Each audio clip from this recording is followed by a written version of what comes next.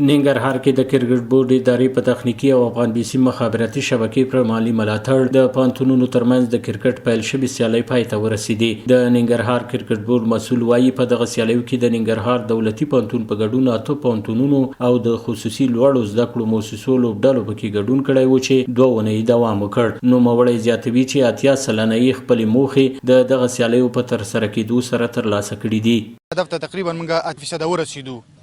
معنا دا چې موږ په دې کې زیات هغه لوبغاړي چې هغه د تعلیم ترڅنګ کرکټ کاوه یا کرکټ شوق لرلو هغه په دغه ټورنمنت کې ولوبېدل او هغه موږ د لپاره خپل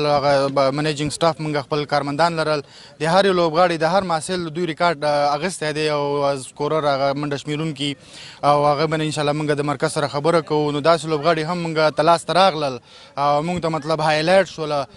چې مطلب هغه باندې موږ دفتر سره خبره کوو مرکزی دفتر سره او دغه مسؤلینو لپاره موږ د نور کرکټ زمينه مساعده ترڅو د خپل د تعلیم ترڅنګ کرکټ هم مخ ته وي. دغه سیالیو فاینل ته د التقوا او الفلاح پوهنتونونو لوبډلې وتلې وي چې د الفلاح پوهنتون وتوانید د فاینل سیالیو کې خپل سیالي لوبډلې ته په ماتې ورکولو سره دغه سیالیو اتلولي ترلاسه کړي. لوبغاړي دغه ډول سیالۍ خورا اغیزمنې بولي او پر دوام ټینګار کوي. هغه ټورنمنت خو د ننګرهار کرکټ امیرات لوري د افغان بي سي په مالي ملاتړ په لار اچول شوی او ډېر په زړه پورې ټورنمنت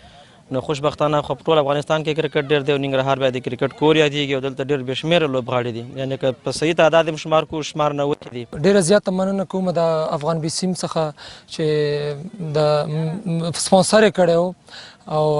دا د ځوانانو لپاره ډېره زیاته ښه رول لوبوي. دغه سیالیو مالي ملاتړ کوونکي په ختیځ کې د افغان بي سي مسؤلین بیا وایي هڅه یې دا ده چې د پټو استعدادونو د راڅرګندولو په موخه په راتلونکي کې هم د ورته سیالیو مالي ملاتړ وکړي. دغه لوبه خو د 8 ټیمونو ترمنځ و د پوهنتونونو په سطحه باندې او لله الحمد چې افغان بي سي د دې سپانسر په ډېر لنډ او تنګ وخت کې وکړلو او ان شاء الله چې را روان کال کې به هم کوشش وکړو چې د پوهنتونونو په سطحه باندې او د حتی چې د مکاتبو په سطحه باندې کوشش کوو ان شاء الله چې سکولینګ سیستم چې کوم هغه لیول کرکټ دی هغې ته هم کار وکړو تر څو وکولی شو چې په آینده کې دغه د ټیټ لیول نه خلک راپورته کړو او ډېر وخت پې کار وشي او انټرنیشنل لوبو ته راشي.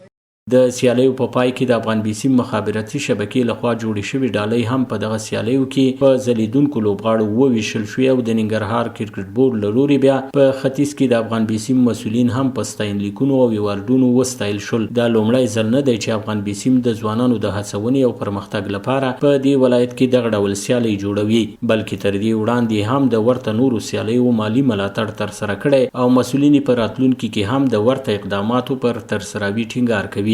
سباون ساحل، وحدت نیوز، ننګرهار.